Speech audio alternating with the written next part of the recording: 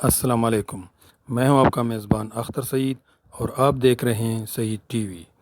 جو ناظرین 3 مئی 1995 کو یہ واقعہ ہوا تھا جب امریکی بحریہ اور فضائیہ کو پاکستان کے شاہینوں نے خاک میں ملایا۔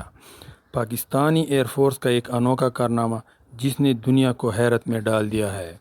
1995 میں اسپائڈر الرٹ کے نام سے پاکستان اور امریکہ کی مشترکہ جنگی مشقیں شروع ہوئیں، جس میں دونوں ممالک کے بحری، بری اور فضائی افواج نے حصہ لیا۔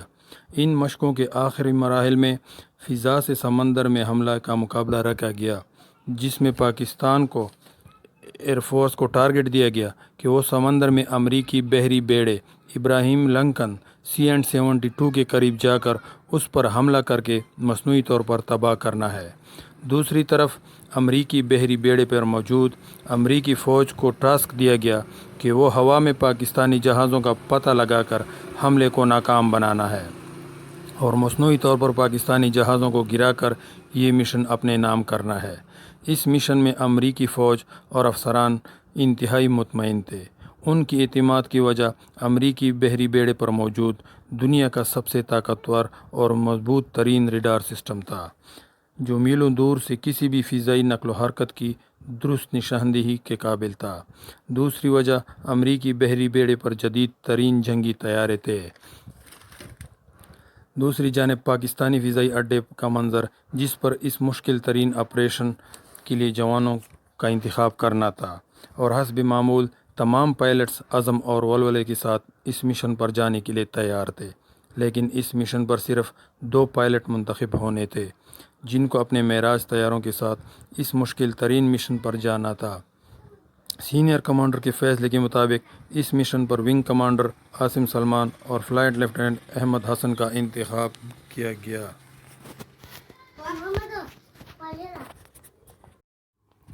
ونگ کمانڈر عاصم سلمان ان دنوں پاکستانی فضائیہ میں اسکواڈرن 8 کے بطور کمانڈر سرائے سر انجام دے رہے تھے۔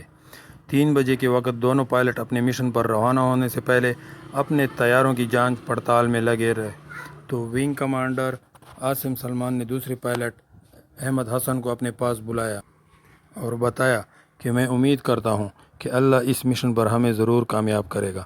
اس پر احمد حسن نے اعتماد کے ساتھ کہا کہ سر، انشاءاللہ آج 3 مئی 1995 کا دن امریکی تا قیامت یاد رکھے گئے۔ جس پر ونگ کمانڈر نے ایک انوکھا فیصلہ کیا جو آج تک کی فضائی تاریخ میں نہیں ہوا تھا، اور اس فیصلے سے اپنے ساتھی کو بھی فی الحال آگاہ نہ کیا، اور کہا کہ آپ کو ہدایات طیارہ روانہ ہونے کے بعد وائرلیس پر دوں گا۔ تھوڑی دیر کے بعد پاکستانی شاہینوں نے نعرہ تکبیر کے ساتھ اپنے طیارے مشن پر روانہ کر دیے۔ دوسری جانب امریکی فوج پاکستانی طیاروں کی ریڈار پر بہت مطمئن انداز میں انتظار کر رہے تھے کہ جیسے ہی پاکستانی طیاروں کی نشاندہی ہو، ان پر جدید ترین F-14 طیارے فوری اڑان بھر کر پاکستانی طیاروں کو امریکی بحری بیڑے سے میلوں دور جا کر دبوچ لے اور امریکی اپنی فتح کا جشن منائے۔ تمام امریکی افسران ریڈار روم میں موجود اور امریکی پائلٹ اپنی جنگی جہازوں میں موجود تھے۔ دونوں پاکستانی طیارے اپنے ہدف کی طرف جا رہے تھے کہ اچانک فلائٹ لیفٹیننٹ حسن کو طیارے کے وائرلیس پر اپنے لیڈر کا ایک انوکھا اور حیران کر دینے والا پیغام ملا کہ ہم نے جہاز فضا کی بجائے سمندر کے پانی سے کچھ فٹ اوپر لے جا کر بحری بیڑے پر حملہ کرنا ہے۔ یہ انتہائی خطرناک صورتحال تھی، کیونکہ فضا کی نسبت سمندر کی دباؤ کی وجہ سے طیارے سمندر میں ڈوب بھی سکتے تھے، مگر پاکستانی شاہینوں کے حوصلے بلند تھے۔ ادھر امریکی پاکستانی طیاروں کو ریڈار پر ڈھونڈ رہی تھی کہ اچانک بیڑے کے قریب سے پاکستانی طیارے ہوا میں بلند ہوئے اور بیڑے کے عین اوپر پرواز کر کے امریکی ایئر فورس اور عملے کو حیران اور پریشان کیا کہ یہ کیا ہوا، اور اسی طرح یہ خطرناک مشن اپنے انجام کو پہنچا۔ پاکستان نے شاہینوں نے اپنے فتح کا پیغام اپنے کنٹرول روم میں بھیجا، جس پر کنٹرول روم اللہ اکبر کے نعروں سے گونج اٹھا۔ امریکی اب تک حیران ہیں کہ پاکستانی پائلٹوں نے یہ مشن کیسے مکمل کیا۔ یہ ایک ایسا فضائی آپریشن تھا جسے دنیا اب تک نہ سمجھ سکی۔